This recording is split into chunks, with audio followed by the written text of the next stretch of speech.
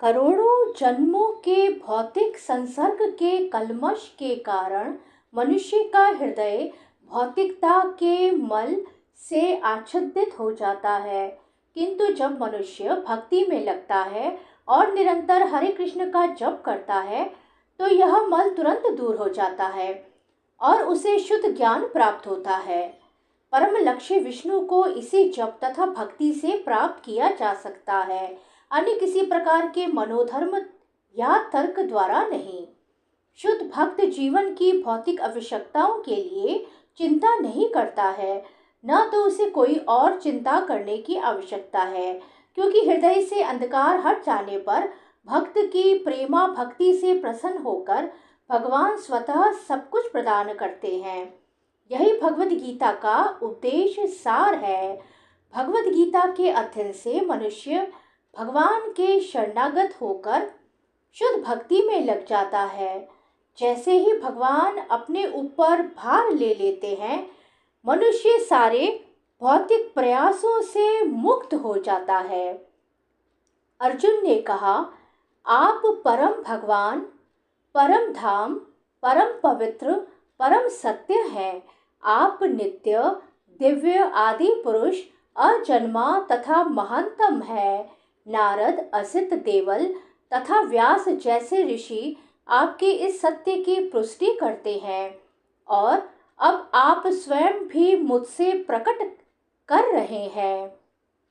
इस प्रकार अर्जुन कहते हैं और अर्जुन की सारी शंकाएं जाती रहीं और उसने कृष्ण को भगवान स्वीकार कर लिया। उसने तुरंत ही उद्घोष किया, आप पर ब्रह्म है। इसके पूर्व कृष्ण कह चुके हैं कि वे प्रत्येक वस्तु तथा प्रत्येक प्राणी के आदि कारण हैं। प्रत्येक देवता तथा प्रत्येक मनुष्य उन पर आश्रित है। वे अज्ञानवश अपने को भगवान से परम स्वतंत्र मानते हैं। ऐसा अज्ञान भक्ति करने से पूरी तरह मिट जाता है। भगवान ने पिछले श्लोक में इसकी पूरी व्याख्या की है। अब भगवत कृपा से अर्जुन उन्हें परम सत्य रूप में स्वीकार कर रहा है, जो वैदिक आदेशों के सर्वथा अनुरूप है।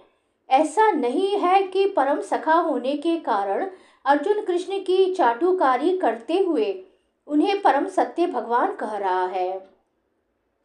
वैदिक आदेश इसकी पुष्टि करते हैं कि जो कोई परमेश्वर की भक्ति करता है वही उन्हें समझ सकता है, अन्य कोई नहीं। इन श्लोकों में अर्जुन द्वारा कहे शब्द वैदिक आदेशों द्वारा पुष्ट होते हैं।